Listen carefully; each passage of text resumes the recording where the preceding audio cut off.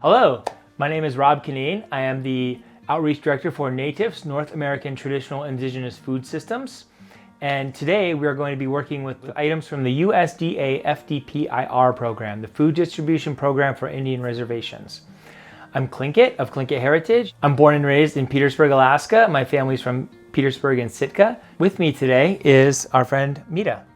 Ganashchish, Meda DeWitt. So, Tlingit Kleinach, Tsinak, Yuchat DeWitt Sak, Nanyaina Chatsati, Kachadi Yadi Chatsati, Shakin Kwan Ayachat. My name is Meda DeWitt. My Tlingit names are Tsinak and Kataklat. My family is from Wrangell and Yakutat. I am Tlingit. Today we're on Dena'ina Eshnena, which is the traditional homelands of the Dena'ina people in Anchorage, Alaska, who is stewarded by the Aklutna tribe. We're grateful to be on indigenous lands and that we're allowed to live, work, and play in these spaces, and to harvest traditional indigenous plants for today's show.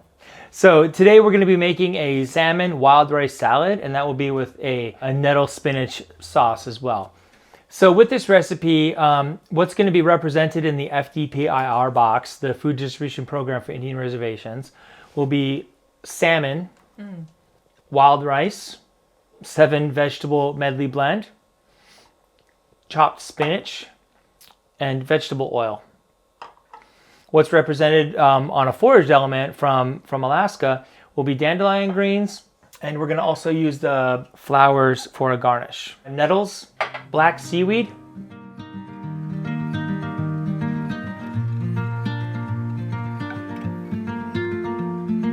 okay, so I'm going to get started with the sauce first, and what we're going to do is start with 2 tablespoons of pumpkin seeds.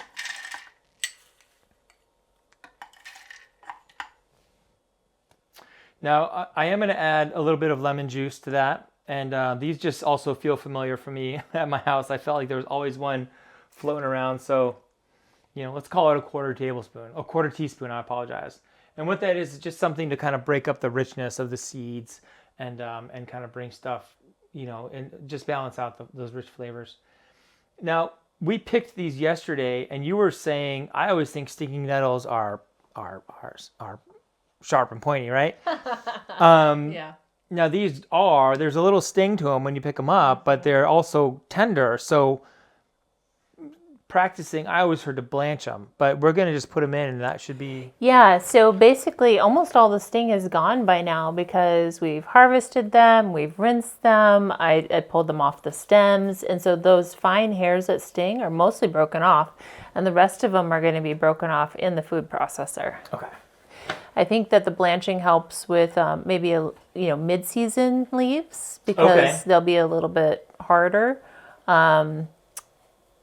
If you wouldn't want to eat them just raw the way they are because you may get a little bit of a sting on your lips, and it affects people differently. Like, it doesn't bother me, but it does bother some people. So long as we're properly grinding them up, they'll be just fine in this way. Okay, great. And that sting is actually, it's not toxic. It is serotonin. And some of you may know, but some of you may not. Serotonin is a chemical that we make in our body, and it actually is associated with happiness. So it's this is a happy food.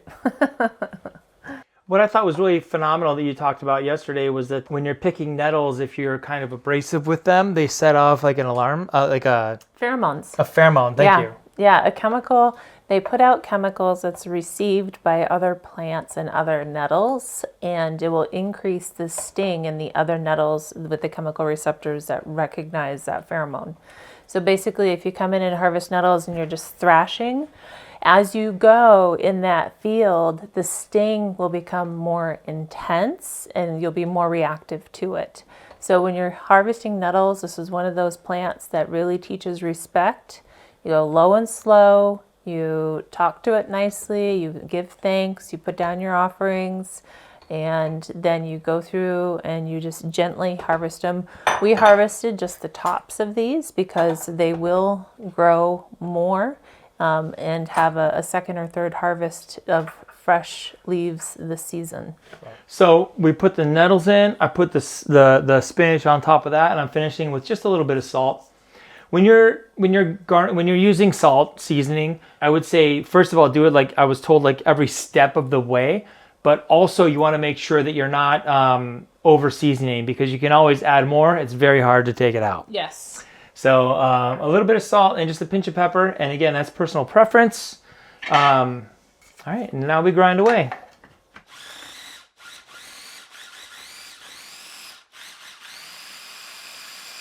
One thing that's really nice too is like a lot of times instead of using, like you'll see like pestos and sauces made with nuts.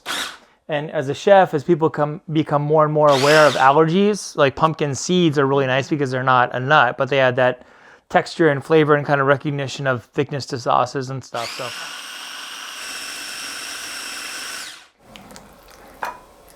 So, okay, so our sauce, and if you want it a little thinner, you could even add a little water to it, a little more lemon juice. Although you want to be careful with the lemon juice because that will also add a tartness.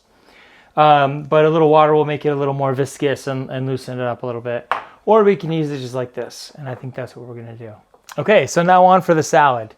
And this just kind of brings all kinds of memories of home, whether it be, again, like flaked salmon. In my house, that was turned into a salmon salad spread. And then my mom, shout out to Old Terry June, she used to do like a head of iceberg lettuce, and this would go on top, and that was like a salad for the night. Oh, fun. So I'm a little, this 7 vegetable medley blend brings back some memories. A little nostalgia. Yeah. So what we're going to do is, and I guess I'm also going to point out, like, even though we have the dandelions here, and there are ways to preserve it, whether it be dry it or you had talked about blanching and freezing, for example. If it's a time of year where you can't have that, again, I think about romaine lettuce, because it's going to have that it's going to hold up to everything here. Like there's very assertive flavors with the texture of the wild rice, richness of salmon.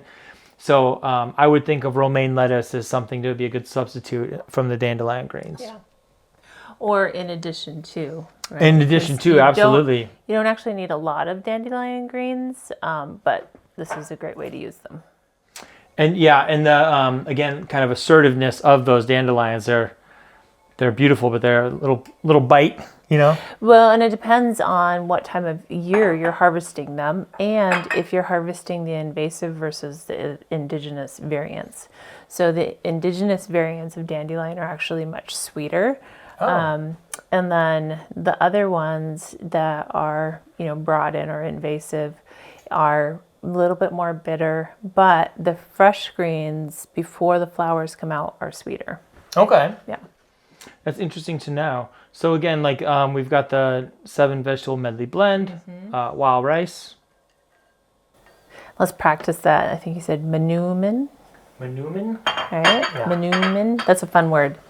I know that they've been working to protect the wild Manoomin beds in the Great Lakes areas because it is a treasured traditional food.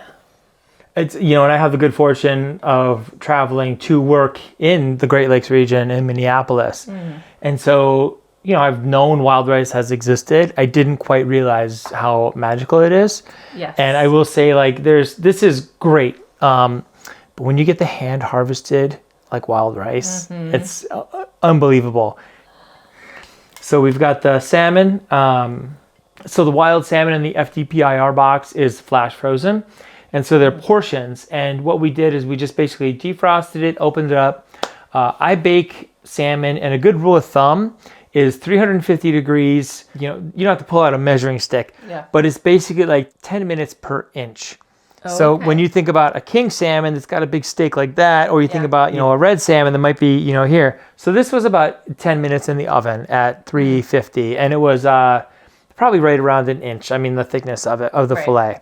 So that's a good kind of way to look at it. Now, obviously, if you want it a little more medium, I'd pull back on the time. Yeah. And this was a nice consistency to flake because it still had moisture in it. Okay. It wasn't super dry. So that was a good rule of thumb for baking. Nice. So with this, we're going to add the dandelion greens. And then I think about it like a vinaigrette, more or less. I mean, we're going to add the lemon juice. So that's about a teaspoon of lemon juice. And with that teaspoon, we're going to add, a half a teaspoon of granulated garlic and a teaspoon of salt. And what I might say again is if you want to, be less assertive with that, err on the side of caution. Again, you can always add more. Can't really take it out. And I think about this as just almost like a vinaigrette, because you've got the oil, the juice, the citric acid, and then the seasonings. So while it's going to be kind of put together, it's a broken vinaigrette. But all the flavors are there. But that's why we're going to mix it up. I like all the colors. Yeah. Yeah. A lot of people, eat with their eyes first. So the different colors and textures and shapes help to prime the body. Just looking at food, your gastric juices will start to release in anticipation of eating it. So you can get people excited about eating just by the colors and textures. So we've got our wild rice and salmon salad. We've got our sauce. So really the next part's just to plate it up.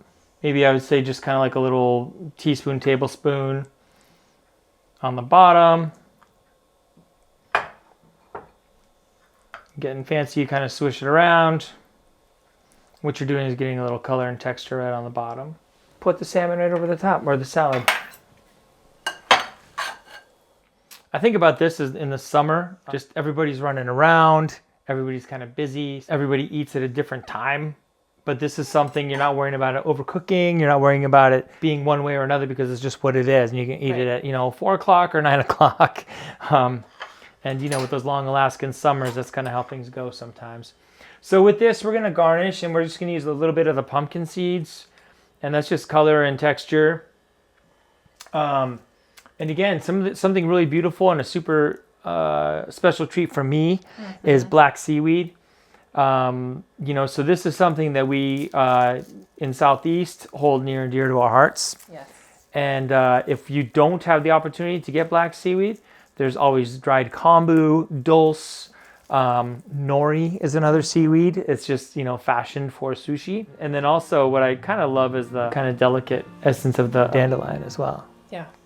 Here we are, a salmon and wild rice salad with a nettle and spinach sauce.